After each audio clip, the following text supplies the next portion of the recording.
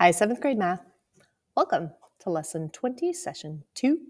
We're going to be finding simple interest. We talked about that just a little bit yesterday. In fact, it seemed like there was a formula, right? If you don't remember it, you might want to flip back to the pages from last time, and see what that formula was. Because there was a formula for simple interest. We're going to be using that today. But before we get into that, our learning target, if you recall, to use proportional relationships to solve multi-step percent problems. We said percents were like their own special little ratios, which is why we got that proportional thing happening again. So to get our brains moving in the right direction, coming back to that whole percent stuff that we were working on last time, I have for you some options. Which one doesn't belong? Hit pause, give it some thought and some discussion, and then hit play to keep the discussion going. So what'd you notice? I noticed a few things. So hang on, let me bring up my pen. That works better. So I did notice a couple things. Oh, my pen isn't working. Hang on. There we go. It wasn't plugged in all the way. Funny that. All right, it works better now. Which one doesn't belong? I have 5% of 600, 10% of 300, 20% of 400, 200% of 15. Maybe you were kind of keeping it superficial. Maybe you're like, A doesn't belong because it's the only one with a single digit percent. Or maybe you were like, D doesn't belong because it's the only one that didn't have like 100 something on the end. I don't know. Or maybe you felt D doesn't belong because it was a percent that was bigger than 100%. I don't know. So many choices. So I did a little bit of math here. And if you recall, I like to turn my percents into decimals. And I remember that the word of means to multiply. So I'm going to move twice. And so I have 0.05 times 600. You might want to have a calculator handy as well. By the way, that's going to become most useful in this coming lesson. So if you don't have a calculator handy, I recommend grabbing one and having that handy. That will also be good. So 0.05 times 600, and I'm like, oh, hey, that's 30. But then I did it again over here, and I moved it over twice, and I was like, well, that's 0.1 times 300. You could put 0.10, but that just feels excessive, doesn't it? And when I did that, and I was like, oh, that's also 30. And then I did it again. By now, you might know the pattern. That's 0.2 times 400. And if I do 0.2 times 400, oh, I got 80. I got something different this time. What? And then for this one, if I move the decimal over twice, I actually, right, boop, boop, I actually get 2 times 15, which is also 30. So maybe you felt C didn't belong because it was the only one that didn't give you an answer of 30. I don't know. So there are a lot of different reasons why you may have picked what you picked. But now that you got your head in the percent game, and hopefully you've also got a calculator handy, go ahead and open up your math workbook to page 425 because this is where we are now. Time to buy a new car. So we're going to do our 3 reads, right? First time thinking about what the problem is about. Second time, what are you trying to find out? And third time, what information is important. So let's go ahead and do our first read. Dario borrows $12,000 to buy a car. You got to pay that back. He borrows the money at a yearly or annual simple interest rate of 4.2%. Usually when you guys see APR, when you see that in the ads for cars and different things, that's the annual percentage rate. It's how much interest you're going to pay each year. Works a little differently than we're simplifying it a bit, but that's the general idea. It's an APR, annual percentage rate. So what is this problem about? Well, looks to me like he's buying a car and he's getting out a car loan, right? He's getting a car loan to do that. So he does have to pay back not only the amount that he borrowed, that $12,000, but we know he's going to have to pay a little extra for interest as well as a fee, basically, for borrowing that money. Let's go ahead and do our second read through and answer what are we trying to find out. Dario borrows $12,000 to buy a car. He borrows the money at a yearly or annual simple interest rate of 4.2%. How much more interest will Dario owe if he borrows the money for 5 years instead of 1 year? Oh, so this is interesting. What are you trying to find out?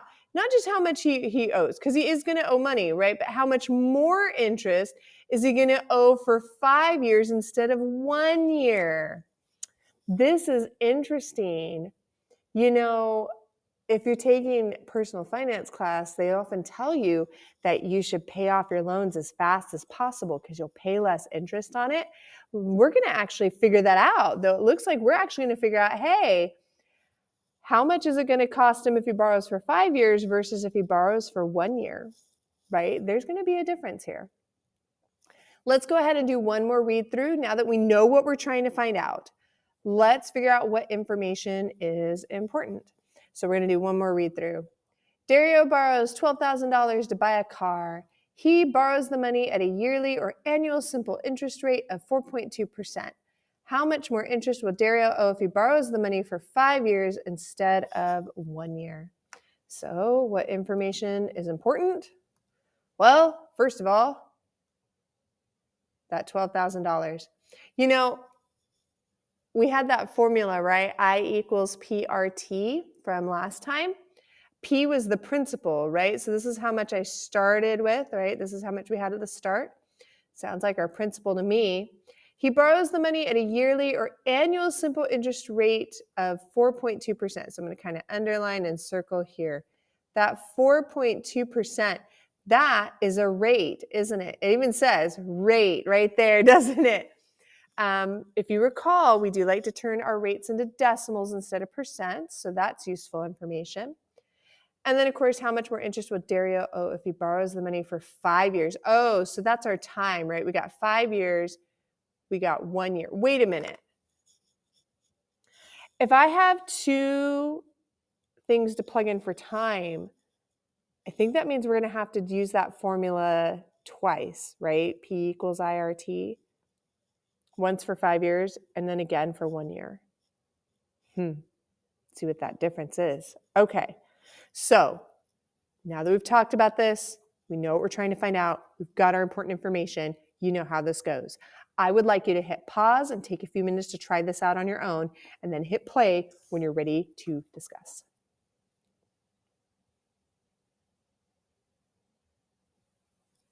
Did you try it out? I hope so. You know what we're doing now? It's discuss it time. I want you to share your thinking with a partner. If you're in the classroom, of course, you can share with your partner that's there with you. If you're not in the classroom, if you're watching this at home, just find some lovely person who's willing to listen to your explanations and answer things like, why did you choose that strategy to find the interest? You knew this, so I did that. You know how it goes. So go ahead, hit pause, discuss your thinking with your partner, and make sure you listen to your partner's thinking as well. And then hit play to keep going.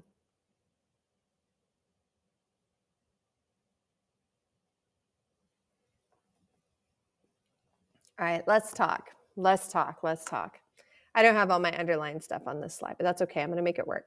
So we said the deal was that it was P, but not P equals. Miss Scott. It was I. I equals PRT, right?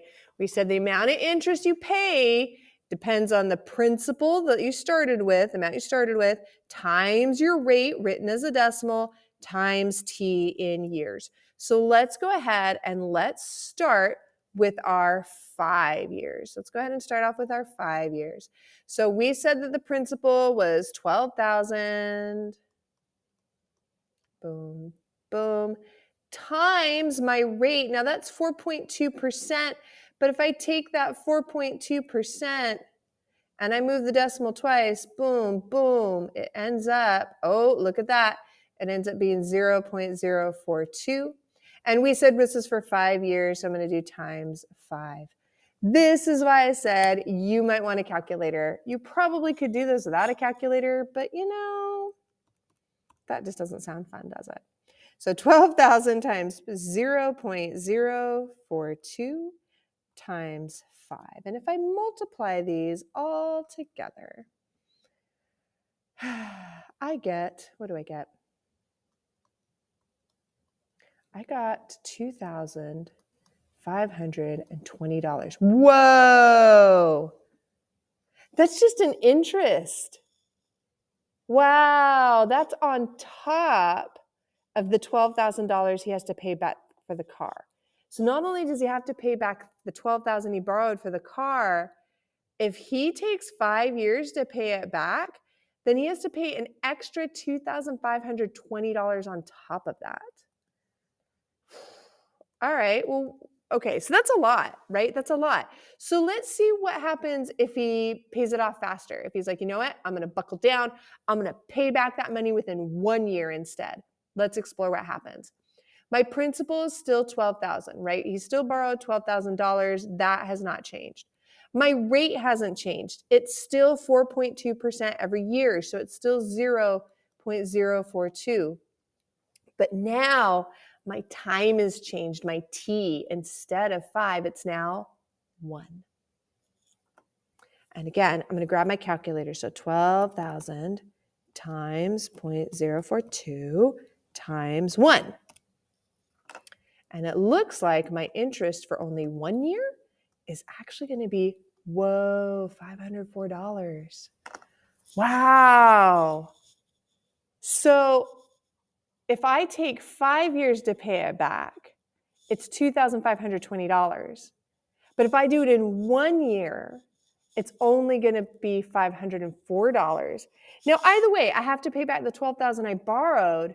But if I can pay that $12,000 back within a year, I'm only going to pay $504 interest. That's a lot less than what I'm paying for 5 years worth of interest. And we do need to make sure we answer the question. That's important. So hang on, I'm going to answer the question. It says, how much more interest will Dario owe if he borrows the money for 5 years instead of 1? Well, I got to find out the difference between the two, right? If I want to figure out how much more. So I'm going to go ahead and subtract these. So 2,520 minus 504 means that we end up with $2,016. Wow. So if he pays off that car loan within a year instead of 5 years, he will save $2,000. Do you see now why we usually tell people in personal finance, like, pay it off sooner, pay it off as fast as you can? Because look how much money you save on interest. Oh my gosh, that's a lot. Now, this is the way I approached it. We know, of course, there's often more than one way to approach these problems. And so, pardon me if I come over here. Page 426 has a couple of modelets that we can take a look at here. Pardon me, throat's a little dry. You can use the relationship between time and interest. So after 1 year, Dario will owe 4.2% of $12,000 in interest. So he was like, okay, well, 4.2%, that's 0.42 times 12,000 equals 504. And that's what we found out, right, for 1 year. So this person actually made a table, like 1 year, $504. Well, so 2 years would be double that, right? So $1,008. And 3 years, I'd add another 504, which gives me $1,512. After 4 years, another 504 would give me $2,016. And after 5 years, another $504 added on top of that would give me $2,520. So this is a different way of approaching it. And you can see, cool, this is how much interest for 1 year, where we actually had to do the math. But then you could just, pardon me, double it, or triple, or quadruple, or quintuple, and find that out. So that's a cute little table. Get you your 5 years. It works. The second modelet says you can use the simple interest formula to find the interest. That's what I did, right? I equals PRT. And I said, cool, my interest for 1 year, 12,000 times 0.42 times 1 is 504. That's what we did, right? And then they did it again for 5 years, right? 12,000 times 0.042 times 5 would, of course, give us that 2,520. So they actually came to the same conclusion they did. But look how they noticed both times we were doing 12,000 times 0.042. Did you notice that? That part was the same both times. But the only thing that changed was the year, but that made for a very different amount of interest. So after 1 year, Dario will owe $504 in interest, and after 5 years, Dario will owe $2,520 in interest. And this leads to some interesting questions. So if you come on over to page 427, pardon me, let's answer some questions here. So look at the table in the first modellet. How does the interest change over time? Well, if we were looking at that table, we noticed that each year we were adding on another $504 in interest. So I'm going to write that down. So each year added another $504 in interest. Yeah, the longer it takes you to pay it back, the more you have to pay in interest. That's just how it works, people. And 2 says, how much more interest will Dario owe for 5 years than for 1 year? That's what we worked out. We found out 5 years, we found out 1 year, we subtracted the 2, and I believe we came to the conclusion that it was $2,016.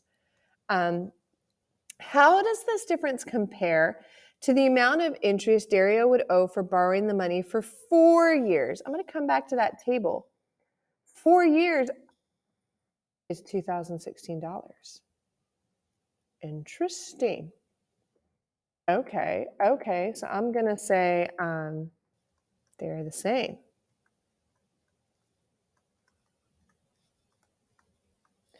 Which kind of makes sense because 5 years minus 1 year would be 4 years, wouldn't it? So it makes sense. We're paying an extra 4 years worth of interest is what we're doing. Fair. Number 3, let's talk about that second modellet. Looking at the second modellet, which values stay the same when you use the formula to find the interest for 1 year and 5 years? Which values change? We were looking at that, right? And we noticed that the principal and the rate stayed the same. The only thing that changed was the number of years, and that's why it changed the amount of interest. So I'm gonna write that down. We use our whole I equals PRT. I just gotta write that there for reference. So what stayed the same? The principal and the rate stayed the same.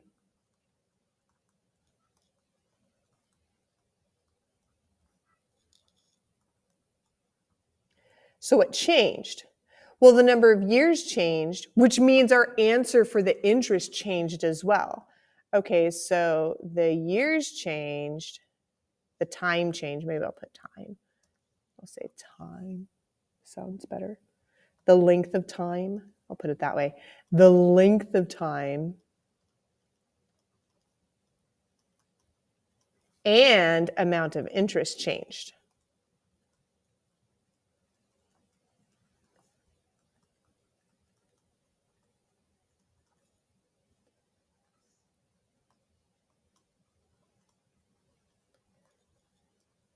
The longer it took me to pay it back, the longer the length of time, the greater the length of time, the greater the amount of interest I had to pay back. Again, that's just how these things work, people. So how does the formula I equals PRT show a proportional relationship between simple interest and time? It showed a pretty darn obvious relationship, right? As my length of time increased, my amount of interest increased proportional to that, didn't it? So let me see if I can, how can I write this down? So the formula shows that I'm going to put interest,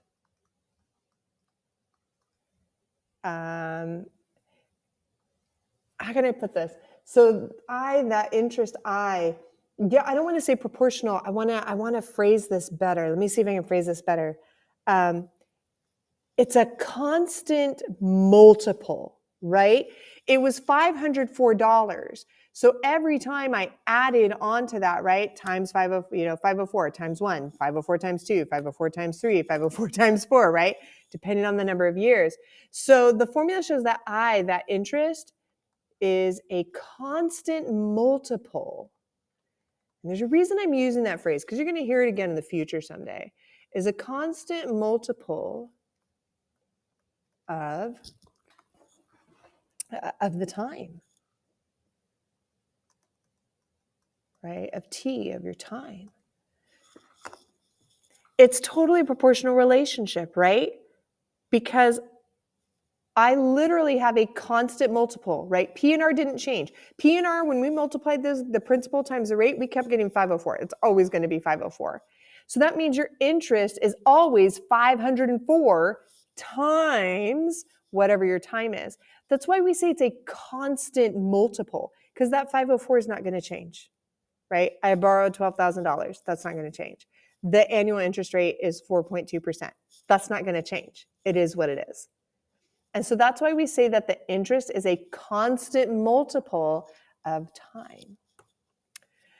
Question number 5, the total amount Dario owes is actually, when we were talking about this earlier, the total amount Dario owes is the sum of the interest and the principal, right? It's not just that he owes that $504 or $2,520, depending on the situation, but he owes that plus the 12,000, right?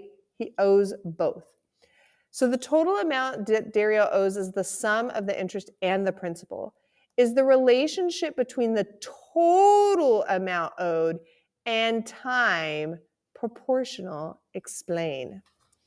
You know, in order to be proportional, I have to have that constant multiple thing happening. We haven't really talked about that word proportional, but that's literally what the word proportional means, is that it's a constant multiple of something, that I'm always multiplying by the same number.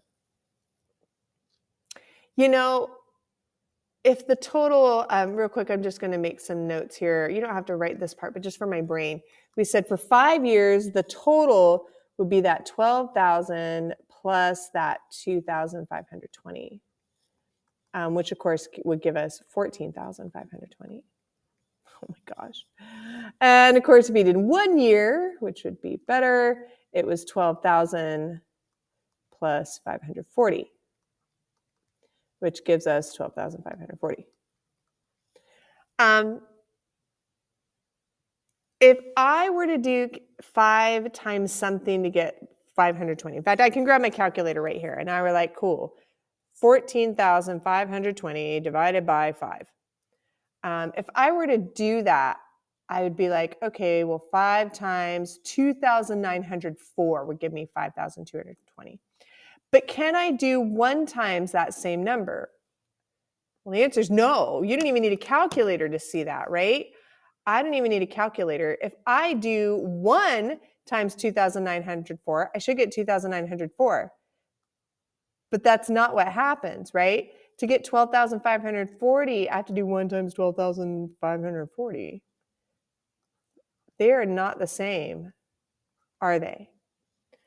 So because I'm not multiplying by the same thing to get from my start to finish, because I'm not multiplying by the same thing, it's not proportional. So I'm going to make a note here. The relationship between total amount owed and time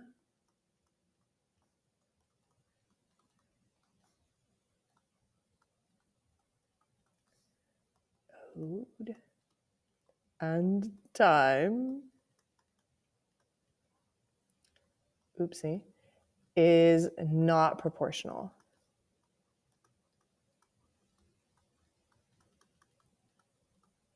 And it does say to explain, and I'm just going to say it's not a constant, right? Times time. So I'm going to say because it's not a constant multiple, something like that. If your head's still swimming a bit with this, don't panic too much. We're going to see this kind of stuff again. You know how it goes with question number 6. Can you think about all the models and strategies that we've discussed today and just describe how one of them helped you better understand how to think about and find simple interest? Just what was helpful to you today? Go ahead, hit pause, jot it down, and then hit play to keep going.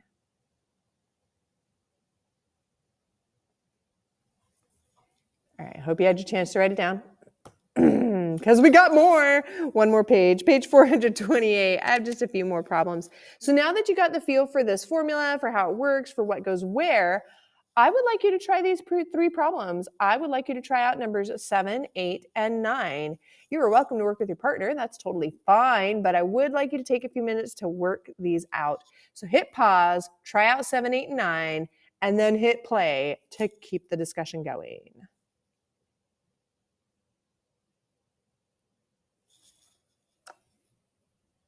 All right, let's do this. I hope you tried it out. Ava borrows $600 to buy a bike at a yearly simple interest rate of 2.25%. Ava borrows the money for 3 years. So that's important. There's my time, there's my rate, there's my principal. How much does Ava pay in simple interest? How much does Ava pay in all? Oh, there are 2 questions here. And of course, show your work. So I got 2 questions. How much is she going to pay in interest? And how much does she pay in all? All right, 2 different questions. So let's start with the interest, right? We know I equals PRT, and we're just talking about this. So I know my interest is my principal, which is 600, times my rate. Remember to move the decimal twice. I'm not multiplying by 2.25. I'm multiplying by 0.025, right? And if you need to, take your 2.25% and be like, I gotta move the decimal twice. And boom, there you have it. Oh, I forgot it too. Oh my goodness, thank goodness I have you people here to keep me in check. So 0.0225. I got there. And of course, times our time, which is 3 years. And this is why I have a calculator, because I do not want to do that in my head. So 600 times 0.0225 times 3. And I got 40.5. Yes. Now, of course, this is in dollars, right? So I'm going to do 40.50, right? $40.50. So she pays, so Ava pays $40.50. Whoops, I got my decimal in there too soon. Sorry. I will fix it. $40.50 in interest. But remember, we are not done yet. Oh, no, we aren't, because it also says, how much does she pay in all? So she has to pay back the $600 plus the $40.50. Oh my gosh, guys, you don't need a calculator for this, though, if you used one. It's cool. So she has to pay back $640.50 total. So Ava pays $40.50 in interest and $640.50 total. Of course, we also know she would probably pay back less if she paid it back faster. Number 8. Zen borrows $1,200. Underline that. That sounds like a principal to me. She borrows the money for 2 years. Cool. That sounds like time. Oh, this is interesting. And owes $180 in simple interest. This is not my rate. That's my I, isn't it? Oh, so I have P. I have T. And I have I. What is the yearly simple interest rate on Jen's loan? Oh, so we have to find the rate. Okay, so we have to find R. All right, I see what you did there. Of course, show your work. So here's my formula. I equals PRT. I'm going to plug in what I know. I know what the interest is. It's $180. I know what the principal is. It's $1,200. I do not know what the rate is. I'm just going to leave that. I do know the time. The time was 2 years. I'm going to put a little 2 boop right there. Awesome. All right, now that we got this set up, let's go ahead and I'm going to grab another color here. Let's multiply these together. I can multiply those together, right? That's just 1,200 times r times 2. We know you can multiply in any order. It doesn't matter. So 1,200 times 2. Oh, I don't need a calculator for that. So I have 2,400 r, and 180 is equal to that. I'm trying to find r. I need to get the r all alone. So I think I'm going to divide by 2,400. And if you do it to one side, you must do it to the other. And this, people, is why I'm using a calculator, because, oh my, I am not doing that division in my head, or long division. I'm just not. So 180 divided by 2,400, order matters, so please be careful. And I got 0.075. Now, here's the thing. That is a decimal. We usually write our rates as a percent. So if I take my 0.7075 and I move the decimal the other way twice, oh, look at that, people. I got me some 7.5%. Yeah, okay, cool. So the simple interest rate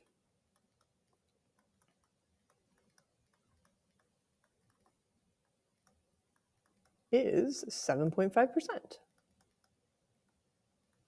Boom. Nice. Wow, they tried to trick us, but we're smarter than that. Good job, us. Last but not least, number 9. A bank offers a savings account with a yearly simple interest rate of 2%. Okay, cool. There's my R. And in fact, my 2%, if I move the decimal twice, that becomes 0.02. Okay, cool. Just making sure. Suppose you deposit $550 into a savings account. So there's my principal. How much simple interest will you earn in 4 years? There's my T. Oh, wait. What about in 4 years and 6 months? Oh, we'll talk about that. It's another T. So we actually have to do this twice. All right, don't panic. We got this. So I equals PRT. We're going to put in what we know. I know my principal is 600. No, it's not. It's 550. I was thinking of the last problem. I will put in the correct numbers, and there will be less panic and sadness. 550 times my rate. We already played with that. We said that was 0.02. Times my time. Well, it's 4 years. So we're going to put a 4 in there. Awesome. And then I'm going to grab my calculator. 550 times 0.02 times 4. And it turns out I will pay $44 in interest over 4 years. Now, here's what's interesting. Because the second part of this says, what about in 4 years and 6 months? I hope you recall that 6 months is half of a year. So if I do this again, I still put $550 into the account. By the way, this time we're making money. Did you catch that? This time, this is money, their interest they're putting in the account. Oh, you're not paying it this time. You're earning it from the bank. Told you it's good and bad. The interest rate hasn't changed. It's 0.02. We know that. Still 2%. Now, 4 years and 6 months. 6 months is half of a year, isn't it? So instead of 4, I'm going to say that this is 4.5. Oh, sly, so sly. So 550 times 0.02 times 4.5 means that if we leave it in for an extra 6 months, instead of $44, we're going to get $49.50. Better write that down. So you will earn, I don't think this line's big enough. You will earn $44 in 4 years. And $49.50 in 4 years years and 6 months. Boom. So again, interest can work against you or for you. A lot of those other problems, we were borrowing money and we had to pay interest. But in this case, we put our money into the savings account, which means basically the bank is borrowing our money, so they pay us the interest. Nice. As always, I hope you found this helpful. I hope you found this useful. If you got questions or concerns, come talk to me. And I'll see you guys soon. Bye.